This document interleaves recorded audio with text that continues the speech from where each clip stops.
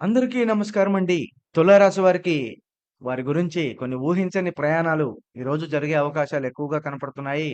అసలు తులారాశి వారికి వృత్తి, ఉద్యోగ రంగాల్లో ఏ విధంగా ఉంటుంది? వ్యాపార రంగంలో ప్రయాణం ఎలా ఉంటుంది? వ్యక్తిగత కారణాల పరంగా ప్రయాణాలు ఎలా ఉంటాయి? అనే పూర్తి అంశాలను మనం వివరంగా చూసుకుందాం. ముఖ్యంగా చూస్తే వీరికి మీటింగ్ చే మీటింగ్స్ దగ్గర గాని, సదస్సుల దగ్గర గాని, లేదా వర్క్‌షాపుల దగ్గర గాని కొన్ని ప్రయాణాలు జరగవచ్చు. ఈరోజు ఉద్యోగంలో పదోన్నతి అవకాశాలు రావడం వలన బదిలీ లేదా కొత్త ప్రాజెక్ట్ లొకేషన్ వెళ్ళడం కూడా వీరికి జరగవచ్చు. ఉద్యోగం మార్పు కొరకు ఇతర నగరాలు ఇంటర్వ్యూ‌లకు కూడా వీరు వెళ్ళే జాతకం చాలా ఎక్కువగా కనపడుతుంది. అలాగే ఈరోజు కొన్ని కొత్త ఒప్పందాలు మరియు ఏదైనా గాని మీటింగ్స్ వలన ప్రయాణాలు వీరికైతే అధికంగా జరగొచ్చు. వ్యాపార విస్తరణకై సంబంధించినటువంటి వాటిల్లో కూడా ఇతర రాష్ట్రాలకు ప్రయాణాలు కూడా వీరికి జరగవచ్చు.